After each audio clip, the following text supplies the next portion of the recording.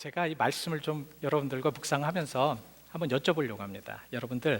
여러분들의 영은 안녕하십니까? 이게 물어보면 또 모르니까 옆에 분한테 한번 여쭤보십시오.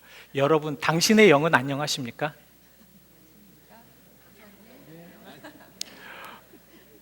굉장히 허탈 웃음을 분명히 치시리라 그렇게 제가 알고 있습니다. 왜냐하면 관심이 없어요. 영에 대해서 우리는 매일같이 아침마다 사람들을 만날 때 안녕하세요, 좋은 아침입니다 이렇게 인사를 하는데 우리의 영에 대해서 많은 관심을 두지 않습니다. 그래서 오늘은 우리가 정말 이 영적인 삶에 대해서 얼마나 중요한 것인가, 우리가 육신적인 삶에 건강을 위하여서 또 육신적인 삶을 위해서 우리가 음식을 먹고 또 여러 가지 육신의 건강을 위해서 열심히 살아가지만 가끔 가다가는 우리의 영이 과연 하나님과의 그런 아름다운 삶에 그렇게 잘 살아가고 있는가에 대한 그런 점검은 많이 하지를 못합니다. 왜냐하면 영적인 부분에 대해서 우리가 관심이 없든가, 아니면 영적인 부분에 대해서 우리가 체험을 못하든가, 아니면 전혀 알지 못하는 그런 삶 속에서 살아가기 때문에 그렇다는 거죠. 그러나 그리스도인들은요, 우리가 하나님을 믿는다면, 여러분들이 오늘 예배를 통하여서 정말 하나님을 믿기를 원하신다면 하나님의 살아계심, 하나님의 역사하심, 하나님께서 나와 함께 하신, 어느 때는 하나님의 터치하심, 이 터치하심을 통해서 우리가 영적인 그런 새로운 생동력을 얻고 살아가는 것이 당연하지 않는가. 그래서 영적인 사람의 그런 가장 기본적인 것은 무엇이냐면 내가 하나님 안에 거하고 있는가를 우리가 항상 생각하는 것이 중요합니다. 여러분, 하나님 안에 거하고 계십니까? 이게 바로 여러분들의 영은 안녕하십니까? 라는 그런 그 질문과 똑같습니다. 여러분들의 영은, 여러분들의 삶은, 여러분들의 모든 그런 지난 일주일의 삶뿐만 아니라 여러분들의 그 전의 모든 삶이 하나님과 동행하셨던 삶이십니까? 어떠세요? 잘 모르시겠죠? 어느 때는 무슨 질문지를 전혀 모르시겠죠? 자, 우리가 그래서 이 질문을 좀 더 구체적으로 또 알게 하기 위하여서 우리가 이제 좀 한번 오늘 말씀을 통해서 생각해 보려고 합니다. 왜 우리가 이렇게 영을 강건하게 하고 또 우리 영을 체크업하고 또 우리 영과 하나님과 이렇게 거하는가, 동행하는가를 알려고 하냐면 바로 요한삼서 1장 2절 말씀에 이렇게 말하고 있기 때문입니다. 사랑하는 자여, 내가 범사에 강건함 같이 너의 모든, 그러니까 내 영이 강건함 같이 너의 범사의 모든 것이 강건하기를 원한다라는 말씀. 내 영이 강건해야지만, 내 영이 온전해야지만 모든 것이 범사에 강건해질 수가 있다라는 말씀이죠. 그래서 우리가 하나님과 동행하는 삶, 하나님과 함께하는 삶이 왜 그러냐 하면 그 가운데 하나님의 강건함을 주시기 때문에 그렇다라는 말씀입니다. 지난달 여러분들 좀 말씀이 좀 기억이 나십니까? 우리가 하나님께서 주시는 그런 능력과 권위로 우리가 살아가야 된다. 기억이 나십니까? 그리고 그 능력과 권위로 살아가기 위해서는 우리가 기도하는 사람이 돼야 된다. 왜냐하면 기도 가운데 하나님께서는 항상 우리들과 같이 커뮤니케이션을 하기를 원하시고 계시기 때문에, 그러니까 살아계신 하나님이 지금 우리의 삶에 같이 동행하면서 함께 하시기를 원하시는 그러한 삶에는 항상 대화가 있다는 것입니다. 그 소통이 있다라는 말씀입니다. 그러한 하나님과 동행하는 이들을 우리는 지난주에 뭐라고 말씀을 하셨죠? 뭐라고요? 한 명도 말씀을 안 하시네. 의인, 그렇죠? 의인이라고 말씀을 드렸죠. 의인은 하나님과 동행하는 이들입니다. 하나님과 동행함으로 인하여서 항상 하나님이 그 은혜 가운데 살아가는데, 그래서 지난주에 제가 광고를 드렸습니다. 이번 7월 달에는 그 의인이 과연 어떠한 삶을 사는 것이 의인인가, 그 의인의 가장 먼저 가장 중요한 것, 의인이라고 한다면, 하나님과 동행한다고 한다면, 하나님과 함께하는 삶을 산다고 한다면 가장 먼저 되어지는 것이 형통함입니다. 근데 우리가 그 형통함에 대해서 많이 오해를 해요. 그래서 한국 교회는 이 형통함을 그 세상적인 기준에 놔서, 그래서 돈을 많이 벌고 부유하게 되고 부자가 되고, 물론 이런 것도 형통함이 되지만 가장 근본적인 형통함은 그것이 아니라는 것입니다. 근본적인 형통함은 바로 영적인 하나님과 동행함으로써 나오는 형통함이 진정한 형통함이라는 말씀이죠. 그래서 우리가 이런 형통함을 가지고 어떻게, 그럼 형통함을 위해서 어떻게 살아가야 되는가에 대해서도 오늘 여러분들과 함께 나눠보려고 합니다. 왜냐하면 여러분 다시 한번 여쭤볼게요. 여러분들의 삶이 정말 뒤틀리고 재미없고 무의미하고 이렇게 살아가기를 원하십니까? 아니면 의미 있게, 아니면 좀 형통하게, 정말 무엇인가 좀 정말 뜻이 있게 이렇게 살아가기를 원하고 계십니까? 분명히 여러분들은 정말 형통하고 뜻이 있게 살아가기를 원할 것입니다. 여기 계신 분 중에서 한 분도 좀 내 삶이 뒤틀려줬으면 좋겠다, 그냥 엉망진창이 됐으면 좋겠다, 이렇게 하시는 분은 한 분도 안 계실 것입니다. 그래서 우리가 이러한 하나님과의 그 온전한 그런 교제와 만남과 하나님과의 그 함께함을 통하여서 나타나는 그 형통은 진정한 형통이 될 수가 있다는 게, 바로 세상 것의 기준을 둘 수 있다면 세상 것은 첫 번째는 영원하지 못하기 때문에 우리에게는 진정한 형통이 될 수가 없다는 것이죠. 형통함이라는 것은 뭐냐면, 성경적인 형통함은 무엇이냐면 지속적인 것을 형통함이라고 그렇게 얘기를 합니다. 그러니까 성경적인 형통함은 지속적인 겁니다. 지금 막 잘 됐다가 내일 아침 왕창 망했다, 이것이 아니라 계속 정말 망하더라도 다시 한번 일어나서 더 놀라운 하나님의 역사하심을 이렇게 날아갈 수 있는, 또 더 나아갈 수 있는 이러한 삶이 진정한 형통함인데, 우리는 정말 형통이다 그러는 것은 지금 내가 가장 어려운 것이 풀려지는 것을 형통이라고 이렇게 생각을 하고 있기 때문에, 또 옛날에 우리가 전도할 때 그렇게 하잖아요. 예수 믿으면 정말 잘 될 거예요, 모든 것이 잘 될 거예요.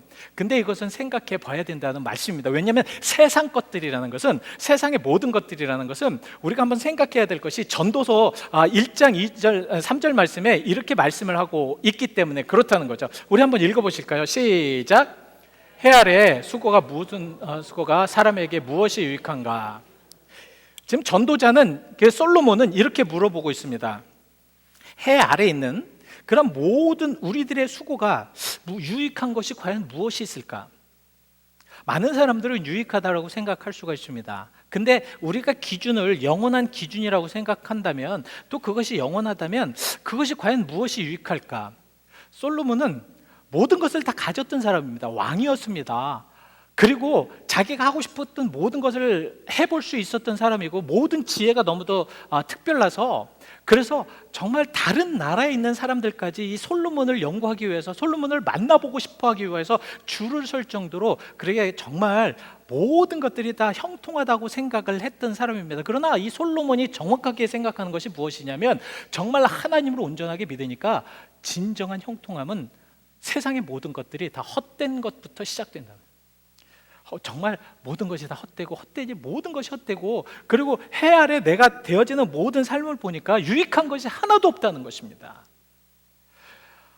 우리가 정말 열심히 산다고 노력을 합니다. 그렇지만 그 세상적인 그런 기준으로 바라봐서는 참 이렇게 가만 보면은 되어지는 거 하나도 없는 것 같고, 정말 어느 때는 정말 좌절되고 아무 그런 삶의 그런 유익이 없는 것 같은 그런 모습 속에 우리가 살아갈 수가 있다라는 거죠. 근데 진정한 형통함의 그런 온전한 기준은 무엇이냐면, 정말 하나님께서 함께 하심으로 인해서 그 끝을 멋있게 보여주고 아름다운 그런 미래의 그런 성공적인 모습과, 그리고 마지막에 우리들의 마지막 삶의 그 순간이 하나님과 동행하는, 하나님과 함께하는 그런 삶의 진정한 형통함이다.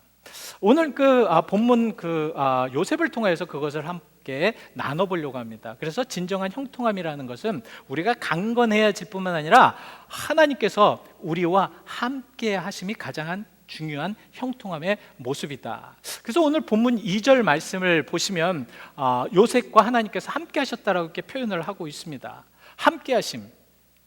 우리가 세상적인 모든 기준으로 봐서는, 세상의 모든 기준은 나의 계획과 나의 바람과 나의 모든 뜻에 의해서 모든 것이 이루어지는 것을 우리는 형통함이라고 얘기를 합니다. 그러나 성경 안에서는 저렇게 하나님과 함께함의 형통이 진정한 형통이다. 우리가 하나님을 믿어야 될 이유가 바로 저기에 있다라는 말씀이죠. 모든 인간은요, 종교적인 그러한 하나님을 찾아야 되는, 아니면 신을 찾고자 하는 그런 열망이 하나님께서 이미 우리가 태어날 때부터 그렇게 주셨다는 거죠. 그래서 우리는 항상 하나님을 찾아야 되고 하나님의 은혜 가운데 살아가야 됩니다. 그래서 우리는 그 하나님과 함께함의 형통을 우리는 찾아가야 된다라는 말씀입니다. 그런데 참 신앙의 형통함이라는 그러한 말씀이 어떤 때는 굉장히 어려워요. 왜냐하면 어느 때는 굉장히 큰 고난과 생각하기도 어려웠던 그 인생의 가장 처절한 모습을 가야 되기 때문에 그렇다라는 말씀입니다. 이 요셉은 여러분들이 아신 것처럼 이 창조 시대 다음에 이제 족장 시대에 아브라함, 이삭, 야곱, 요셉 이 네 명을 이제 족장 시대의 사람이라고 이야기합니다. 그래서 그 족장 시대를 통해서 하나님께서 아브라함을 통해서 이루어지고자 하는 모든 것들을 그 자손들을 통해서 계속 이루어지고 있었다라는 말씀입니다. 그래서 요셉은 정말 하나님의 그 은혜 가운데 참 잘 살았던 자입니다. 야곱의 아들로서 유복하게 아주 야곱의 특별한 그런 사랑을 받고 그 꿈을 통하여서 또 형들의 미움을 받았지만 그래도 계속해서 야곱은 사랑하고 또 사랑하고 사랑해 줍니다. 그 어느 날 야곱이 요셉에게 네 형이 그 양을 잘 치는지 어디에서 양을 치는지 양에는 문제가 없는지 그런 것을 좀 알아보기 위해서 요셉을 보내죠. 근데 요셉을 본 형들은 굉장히 요셉을 미워합니다. 왜 미워하냐면 너무 아버지의 사랑을 받고 특별히 그 꿈을 통하여서 분명히 당신들은 나에게 섬길 것이고 나에게 절을 할 것이라는 그런 기분 나쁜 그런 꿈의 그 해석을 했기 때문에 되게 싫어합니다. 그래서 요셉을 죽이려고 하는 그런 미움의 마음이 있었죠. 결국은 요셉을 죽이지 않고 그 미디안 상인 이 상인에게 이제 팔게 됩니다. 근데 그 미디안 상인에게 이제 팔았을 때 정말 요셉의 삶을 한번 생각해 보십시오. 우리는 요셉을 형통한 사람이라고 이제 생각을 하는데 여러분 한번 잘 생각해 보십시오. 자기 형들에게 팔려가지고 이 애굽으로 팔려 나가야 되는 그러한 삶을 지금 살아가야 됩니다. 이것이 바로 이제 그 창세기 37장 28절의 말씀을 하고 있는데요. 그때 이제 미디안 사람 상인들이 지나가고 있었습니다. 그래서 요셉을 구덩이에서 끌어내려서 형들이 그 상인들에게 은 20을 가지고 이제 팔게 됩니다. 저거는 형통하다고 우리는 볼 수가 없죠. 그죠?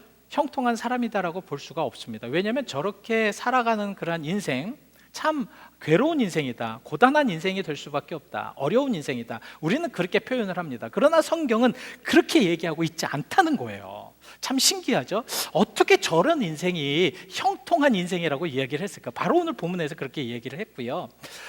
왜 그런 말씀을 우리에게 그렇게 말씀을 하려고 하시는가? 이거에 대해서 우리가 생각을 해봐야 된다라는 말씀입니다. 자, 저렇게 해서 이제 끌려갔어요. 종이 됐습니다. 근데 다행히 요셉이 열심히 해가지고 그 보디발 장군, 그러니까 자기를 산 보디발 장군에게 굉장히 잘했다는 그런 평가를 받습니다. 그래서 보디발 장군의 모든 집을 관할할 수 있는 총무로 이제 삼죠.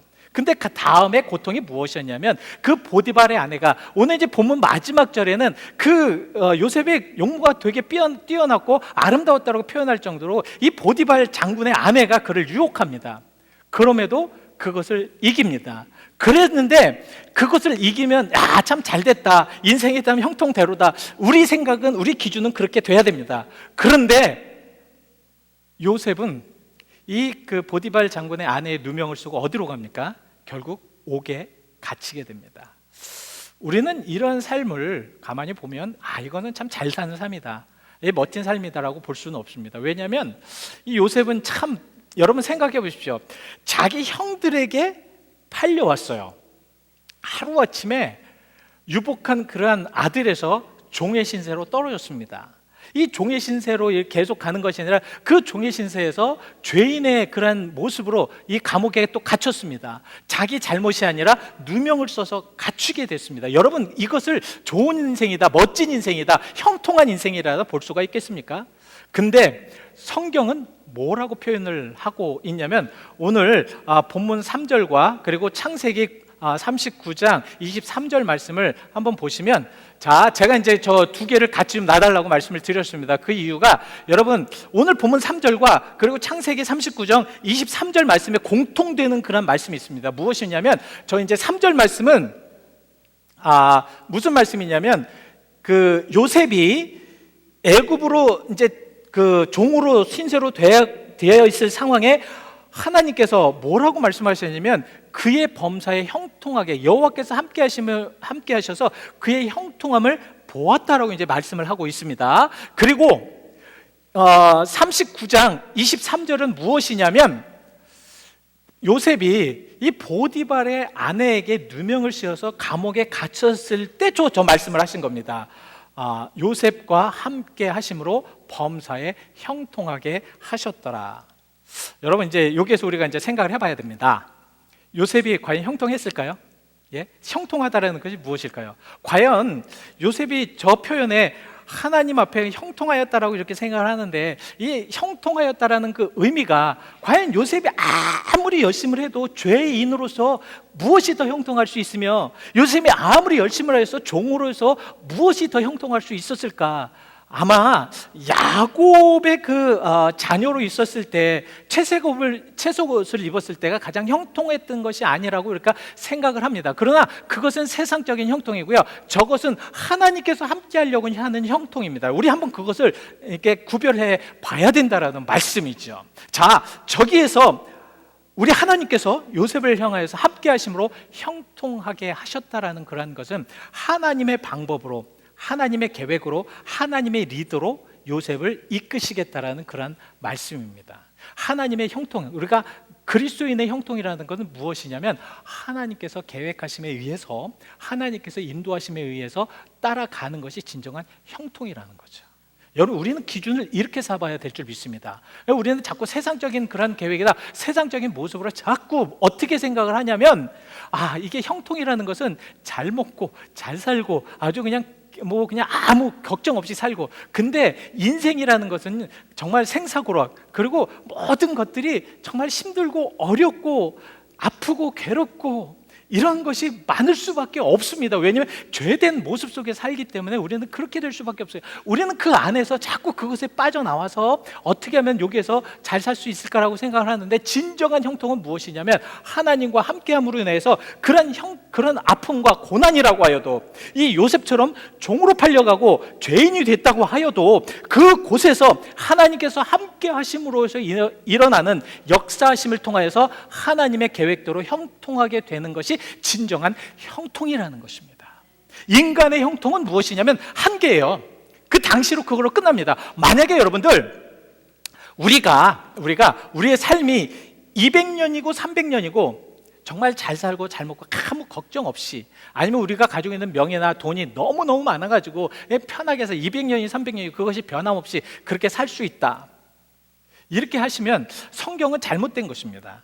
그러나 그것이 아니라 우리가 정말 우리 삶 앞에 나타나는 그런 어려움들, 고통들, 어느 때는 너무 갑작스럽게 우리에게 맞닥뜨리는 그런 괴로움들, 이러한 것들을 통하여서 우리가 그곳에 하나님 앞에 고백하고 또 하나님 앞에 이끌으시는 그런 방법대로 나가기를 원하시는 분들은 여기에서 계속 이 말씀을 들으셔야 됩니다. 왜냐하면 하나님께서는 요셉을 어떻게 쓰셨냐면 창세기 41장 41절에 이렇게 말씀을 하고 있습니다. 요셉을 이 애굽의 총리 대신까지 올려주십니다. 이것이 가만히 보면은 이건 하나님께서 요셉을 통하여서 그렇게 하나님의 일을 하시고자 하는 그런 계획이시라는 말씀입니다. 무엇이냐면 애굽을 살리고 또 이스라엘의 많은 그런 정말 어려움과 기근으로 인해서 고통받는 이들을 통하여서 그들을 살리고, 또한 그 야곱의 가족을 살리기 위한 하나님의 계획이었다라는 말씀입니다. 무엇이냐면 진정한 형통은 하나님의 계획대로 우리가 이루어 나가지는 것이 진정한 형통이라는 거죠. 그랬을 때 하나님께서는 이렇게 크게 역사하신다라는 말씀입니다. 그래서 우리가 오늘 본문 말씀을 통해서 그럼 우리가 형통하게 하는 방법은 어떻게 돼야 되는가, 우리 요셉을 통해서 우리가 잠깐만 생각해 보시자고. 왜냐하면 이거 되게 중요한 말씀이, 우리의 삶이 어떤 그런 형통함으로 가기 위해서는 어떻게 해야 되는 거 우리가 알아야 되잖아요. 그죠? 그래서 첫 번째는 여러분 정말 최선을 다해서 살아가는 것이 중요하겠다. 여러분들의 삶은 최선을 다해서 살아가는 삶이 중요해요. 우리 그리스도인이라면 좀 최선을 다해서 살아가는 삶, 그래야 되지 않겠습니까? 예? 그냥 아무렇게나 되는 대로 그냥 삶에 그냥 주어졌으니까 그냥 나태하게 이렇게 살아가는 것이 아니라, 그냥 대충 이렇게 살아가는 것이 아니라, 나에게 주어진 삶이라면 최선을 다해서 사는 삶이 중요하다라는 말씀이죠. 여러분, 요셉이 종으로 팔려갔을 때 참 얼마나 허무하고 황당했겠습니까? 하루아침에 자기 형들에 의해서 얼마나 마음이 분하겠어요. 그렇지 않겠습니까? 알지 못하는 사람에게 사기를 당하든가 아니면 어떤 어려움을 당했을 때 여러분들은 잠을 못 주무실 거예요. 그러나 자기의 함께하는 그 형들에게 팔려왔다라는 그러한 좌절감, 이것은 이루 말할 수 없는 그 인생에 있어서 정말 이기기 어려운 그러한 고통일 것입니다. 그런데 성경은 요셉이 종으로 팔려가서 정말 아무것도 못하고 무의미하게 그렇게 살았다라고 이렇게 표현하지 않습니다. 오늘 본문 말씀을 보면 하나님께서 요셉과 함께 하심으로 형통하게 하셨더라. 이 말씀에 굉장히 중요한 의미가 있습니다. 요셉이 형통하게 되었다는 것은 요셉이 가만히 있으면 그냥 하나님께서 그냥 해주시는 대로 가만히 앉아 있으면 하나님께서 그 요셉을 들어가지고 많은 사람이 보이게 역사하셨다는 것이 아닙니다. 요셉이 자기의 고통과 형에게 그렇게 받았던 그러한 좌절감, 이러한 것들을 이기고 그리고 나서 하나님께 영광 돌리며 그렇게 열심히 최선을 다해서 살았다는 것입니다. 그래서 오늘 본문 4절 말씀에 뭐라고 얘기를 하고 계시냐면 그의 그 보디발이, 그러니까 요셉을 산 보디발이 그를에게 은혜를 입혔다라는 것입니다. 이것은 무슨 뜻이냐면 바로 보디발이 요셉이 하는 것을 다 보았다는 거예요. 분명히 애굽으로 이제 그 팔려온 그러한 종이고, 아마 이 보디발이 몰랐겠습니까? 이스마엘의 그 상인에게 살면서 이 사람은 이랬던 사람이고 이랬던 사람이라는 거예요. 그 정보를 아마 들었을 거예요. 그럼에도 불구하고 갑자기 종으로 팔려온 이 요셉이라는 아이를 보면서 17세의 그 아이를 보면서 얼마나 그가 하나님과 함께하고 하나님이 그와 함께하고 하나님이 그를 형통하게 만들고 하나님이 그와 함께 하시는 걸 봄으로 인해서 그에게 은혜를 입혔더라. 그러니까 유심히 보면서 하나님께서 그와 함께 하심을 인정하게 하셨다는 겁니다. 야, 우리 참 그리스도인이라면, 교회를 다닌다면 적어도 한 번은 참 당신을 보면서 나도 한번 예수 믿고 싶습니다. 당신의 되어지는 모습을, 아니 이런 어려운 가운데서도 당신이 하는 모습을 보면서 나도 한번 당신이 믿는 예수가 어떤 예수인지 한번 좀 보겠습니다, 보고 싶습니다라는 그런 고백이 나와야 되지 않을까요? 여러분 어떻게 생각하십니까? 예? 우리가 정말 인생을 살면서 사람들에게 똑같이 세상과 똑같은 그런 삶 속에 똑같은 기준 속에 똑같은 그런 형통이라고 생각하며 사니까 구별이 안 되는 겁니다. 진정한 구별은 무엇이냐면 우리 그리스도인들은 어려움과 아픔 속에서도 그것을 이기기 위해서 최선을 다해서 입을 악물고, 여러분 똑같아요. 그리스도인들도 똑같습니다. 고통을 받는 것도 똑같고요. 예수를 믿는다고 해서 뭐 남에게 고통을 받고 사기를 당하고 아니면 욕을 얻어먹고 이런 부분에 여러분 마음이 안 아플 수가 없어요. 아플 수밖에 없어요. 더 아플 수가 있습니다. 왜냐하면 참아야 되기 때문에 더 아플 수가 있어요. 그러나 그러한 것을 견디고 이겨나갔던 그런 모습, 이 요셉은 그것을 이기면서 이 보디발이 볼 때에도 저 아이는 정말 자기의 고통을 이기고 자기의 삶의 최선을 다해서 살아간다는 모습이 보였다는 거죠. 혹시 우리는 조금 더 빨리 더 좌절하지는 않습니까? 우리가 하나님을 믿고 있으면서 조금만 그런 어려움이라도 우리 금방 그냥 좌절하고 실망하고 낭망하는 것은 아닙니까? 여러분, 진정한 의인의 형통이라는 것은 자기가 최선을 다해서 살아갈 때 하나님께서 함께 하시는 형통함의 역사가 있게 하실 줄 믿습니다. 이런 것이 진정한 형통이라는 것이죠. 이스라엘이 애굽을 이렇게 출애굽하였을 때 가장 정말 큰 그런 지도자였던 모세가 죽었을 때 이 여호수아는 정말 앞길이 막막했습니다. 어떻게 이 이스라엘 60만, 전체 앞에서 한 200만의 그러한 인원들을 내가 어떻게 인도할 수 있을까? 어떻게 저 가나안 땅에 들어갈 수 있을까? 그랬을 때 하나님께서는 여호수아에게 이렇게 말씀을 하고 계십니다. 내가 가지고 있는 모든, 네가 생각하는 모든 율법을 지키고 좌로나 우로나 흔들리지 말라. 만약에 우리가 일반적으로 생각할 때는 그렇게 생각했을 거예요. 모세가 그 당시에 정말 그 모든 이스라엘 백성들을 인도했던 것처럼 너도 그렇게 하면 된다. 이것은 사람의 기준이라는 거예요. 하나님께서는 모세는 모세였고 여호수아는 여호수아 입장으로서 하나님께서 다시 세워주셨다는 것이에요. 다시 세우는 것이 무엇이냐면 나의 율법, 나의 말씀을 정확하게 지키고 이곳이나 저기나 흔들리지 말고 직진 하나님의 말씀 안에 곧바로 가라는 거죠. 그랬을 때 내가 너와 함께 하실 것이다. 내가 무엇을 하든지 내가 너를 형통하게 할 것이다. 여러분 어떠십니까?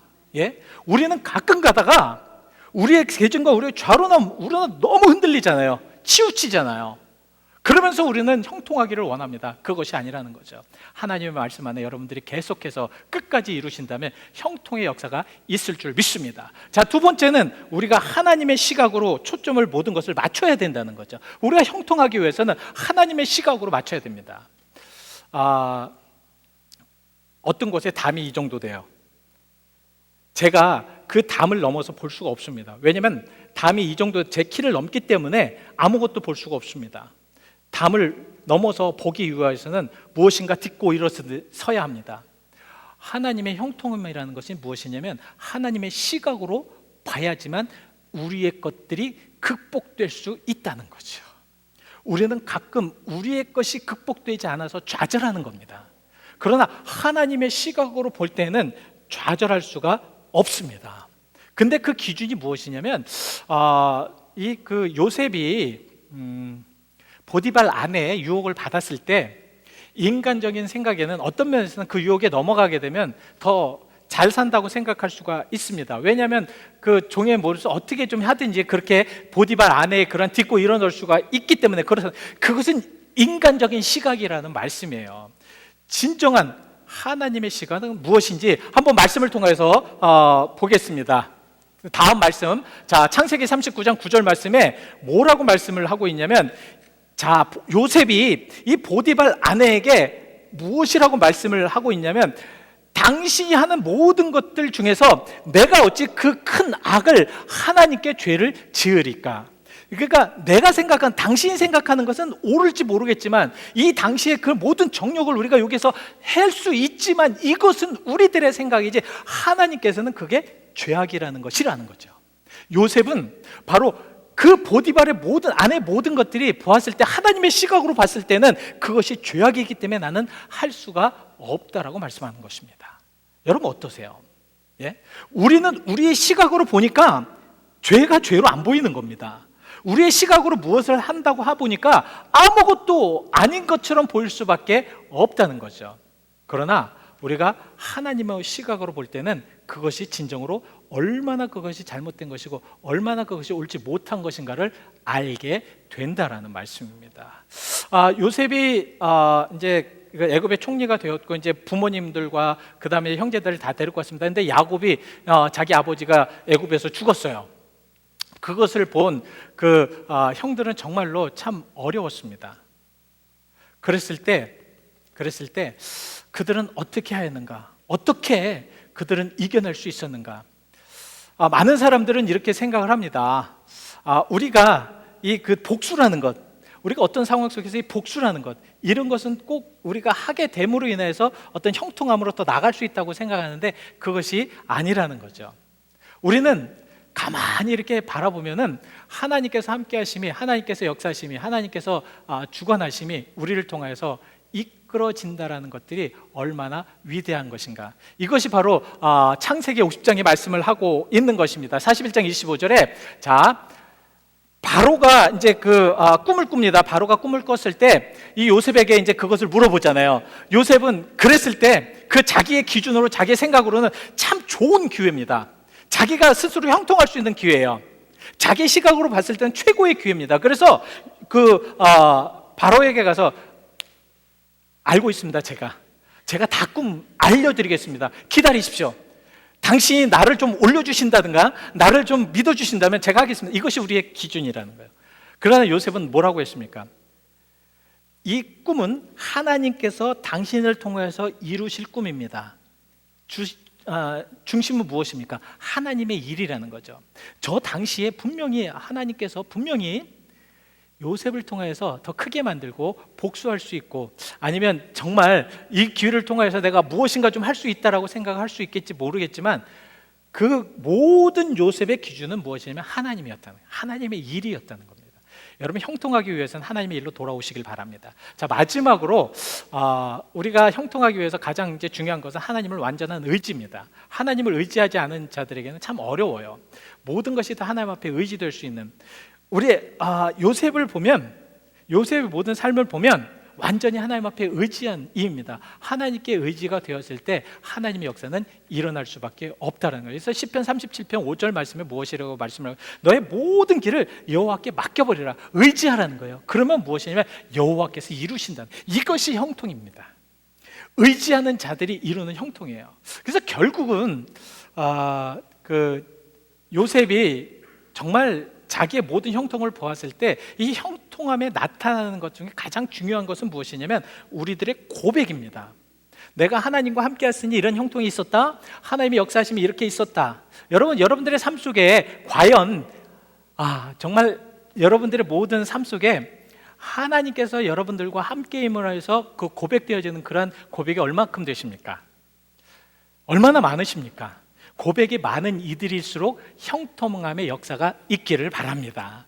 왜냐하면 여러분, 이제 아까 말씀드렸듯이 요셉의 형들이 이제 야곱이 죽었어요. 그리고 나서 더 이상 이제 좌절합니다. 왜냐하면 요셉이 우리들을 이제 힘들게 할 것이다, 어렵게 할 것이다.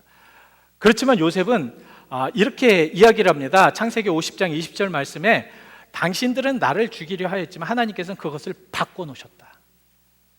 참 어떠십니까? 저는 참 저 말씀이 얼마나 중요한지. 당신은 나를 해하려 하였지만 하나님께서 그것을 바꿔놓으셨다. 세상은 나를 어렵게 하고, 세상을 나를 고통 속에 넣고, 세상을 나를 완전히 좌절해서 더 이상 일어나지 못하게 할지 모르겠지만 하나님께서는 그것을 바꿔놓으셨다. 오늘 바꿔지는 역사가 있기를 바랍니다. 바꿔주셔야 됩니다. 바꿈의 역사가 있을 다음에 하나님께서 하시는 그 모든 형통은 우리는 바라볼 수가 있다. 내가 변화되지 않으면요, 안 보여요. 내가 변화되지 않으면 아무것도 안 보입니다. 이 요셉은요, 자기 일생에 있어서 굉장히 많은 변화를 위해서 자기 채색의 곳을 하나님께서 그냥 뺏어 버렸지 않습니까? 여러분, 모세도 애굽의 왕자의 권위를 빼앗아 버렸습니다.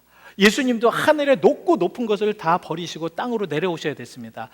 여러분, 하나님의 것들을 바라보기 위해서는 우리가 우리의 것들이 아니라 우리의 것들을 좀 버리고 하나님의 것으로 그렇게 영광 돌려야 될 줄 믿습니다. 그래서 이제 결론적으로 우리가 진정한 의인으로 형통함을 얻는 이들이 되기 위해서는 어떻게 되냐면 모두가 다 기뻐해야 됩니다.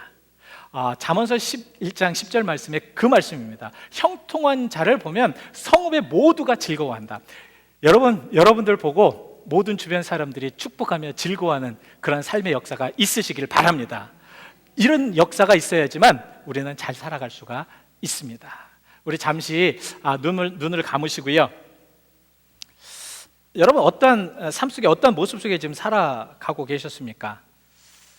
어떤 삶의 형통함에, 아니 여러분들의 삶이 정말 어떠하십니까? 영적인 삶이 어떠하십니까? 하나님과 함께 하심에 거하심의 삶이 지금 어떠하십니까?